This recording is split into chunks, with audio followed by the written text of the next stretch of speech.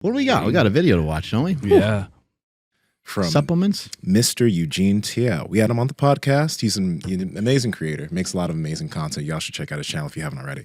But he made a video on like judging supplements, you know?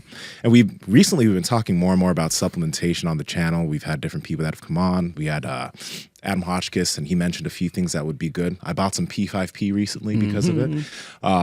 But I think Eugene put out a really good piece of content on this, so we should talk about it. Yeah, let's check it out. All right, let's see what we got. Also, guys, comment below real quick. In terms of supplementation, what do you personally find useful? Because, I mean, a lot of people use so many different subs, but I don't know. As far as supplements are concerned, some people have the craziest stacks where they have like 30 pills a day and they think it makes a difference. Do you guys really think that supplements like that can make that much of a difference for you? So comment down below what you're using currently. And then some people say that they don't really take supplements, but then they have a lot of supplements because they're like, oh, well, I wasn't thinking you were talking about like vitamins and minerals. And it's like, well, you know, people might be using vitamin D and vitamin C and all different kinds of stuff when you really break it down. Yeah. All right. Today I'm going to teach you a very important skill. How to tell if something is complete bullshit. When a new supplement or product enters the market, there are 3 core ways that you can get influence into purchasing it. Ah, the king.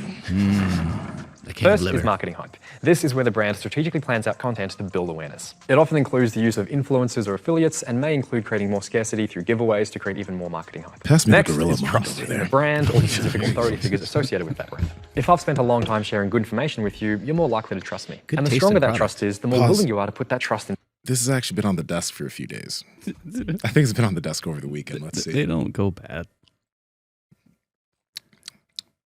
It still holds a little bit of carbonation. Yeah, there's some. I don't know what it is. If it's like the well, I don't know. Well, carbonation's gone, but it tastes good. No, like most energy drinks are like good for like a long time. I don't know what it is. A good sign or a bad sign? I think it's great. Shelf stable. I think we're in the future where we don't have to worry about whether or not we drink our energy drinks fast enough. Fair. Yeah, I think there's some stuff when it comes to energy drinks. I think people just like the flavor of them too. Oh yeah, You That's know, and true. People do like to hit that caffeine button a lot too. Yeah. So there's caffeine, and a lot of times there's vitamins in there as well. But I think people just enjoy the taste of it, and a lot of them nowadays just have a lot less calories in them. yeah. This Gorilla Mind stuff is good, but guys, be careful with it. Don't be drinking 3 of these things a day. As much as it's great, that's just a lot of caffeine and other stuff.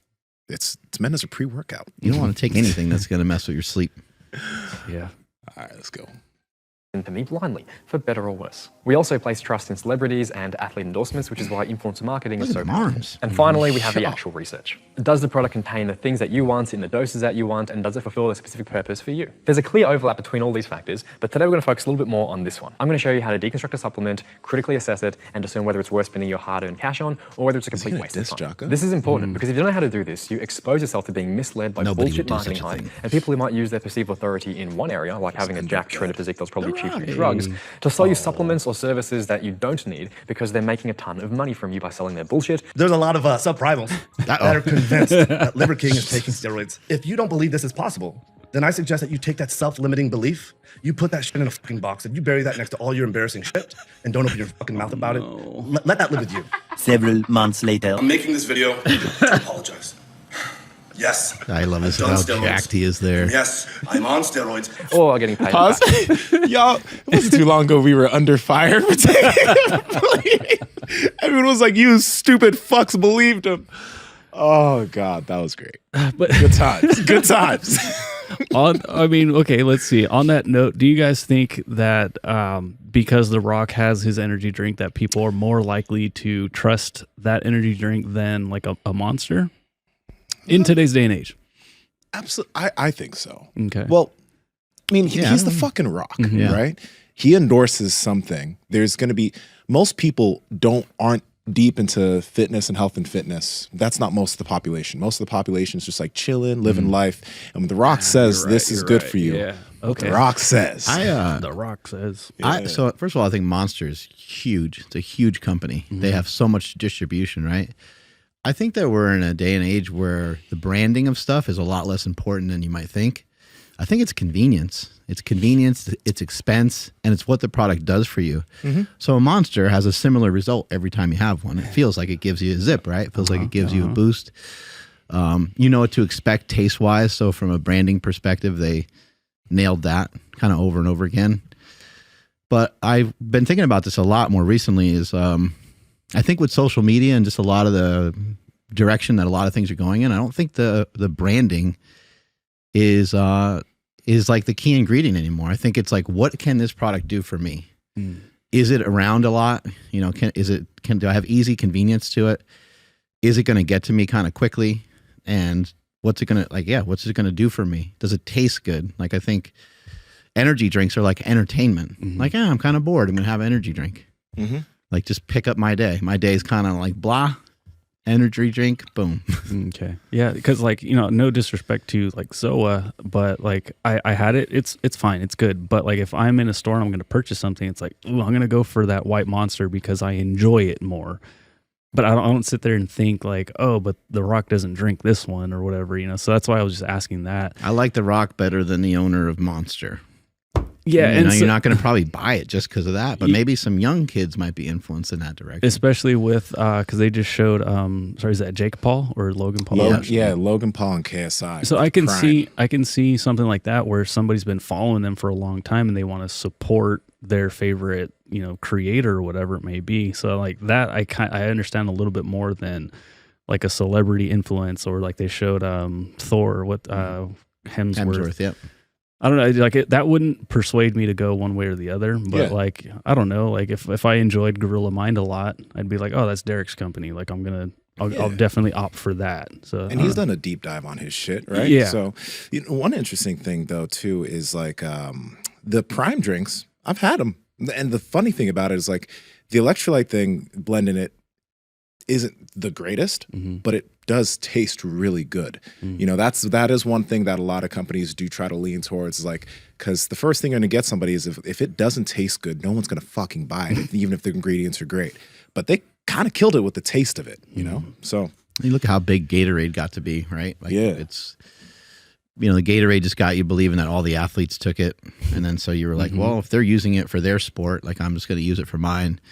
But Gatorade works. It's effective. Like it has sugar in it, but carbohydrates help hydrate the muscles. They use sodium. Their original formula wasn't bad. Nsima just broke something. it's okay. It's the grip thing that I just had. Oh God, that's the second thing that was like today. Whoosh. What the It's a heavy thing, man. It's not like a karate kick.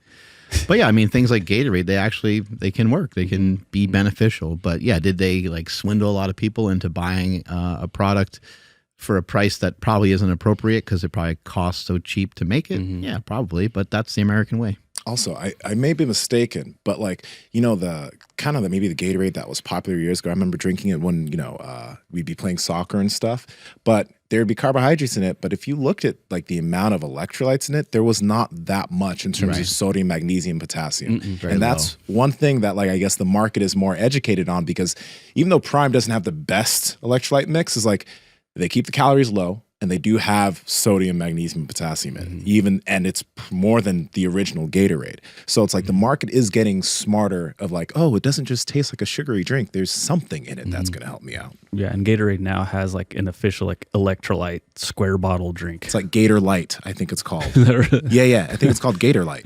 They should have thought that one through a little bit longer. Yeah, they don't give a shit. You know, they're like, all right, people are trying to take some market share away from us. Like, put this out, and it just like they'll pump out some new thing. Yeah, Gatorade Zero, all that stuff. Yeah, let's go. Commission as an influencer. What is the most you've ever made from a brand deal, a one-off? My highest was like 17K. But I'm gonna be honest with you, that's not high enough. $17,000 for a single post, which I'm sure has gone up since then and is only a fraction of what he really makes from long-term brand partnership deals and affiliates. This is not a dig at Jesse James West. He might not be your cup of tea, but I think he puts out entertaining content and seems like a great guy. I only picked him because he's one of very few who has been transparent about his earnings, which is a really important lesson for many of you who might not realize just how lucrative that side of the business can be. So here's how to take the power back and break things down logically to make pause them. for a second here. I guess that could be problematic, right?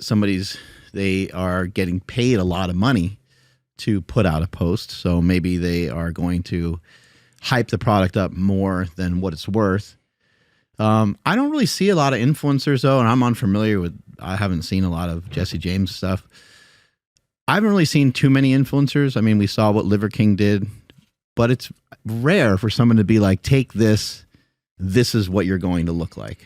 I don't really see a lot of guys doing that. I do understand that a lot of people would associate the creatine back in the day with the bodybuilder that was put in front of them. But even back then, I don't really know if the guys were like, this is all I use.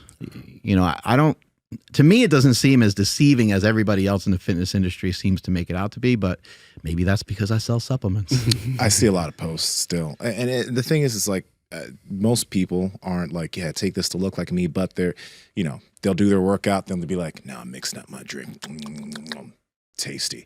And I mean, it is a direct advertisement for the product, which isn't bad, but it's some people do make it sound like this is the main thing that's currently helping me out, even though it's a part of the equation. Like protein shakes are definitely fucking useful. We just talked about that on a prior podcast. All these things are useful, but when marketing it, it's like it's these products are shown to do more than they actually do, right? But we do know how how useful these things can be. But I think it's just it's tough. It's tough because like you know that the biggest things are your nutrition, your sleep. That's why kind of all the companies that we personally do work with are things that aren't really that hard to sell, right? Because you know there's a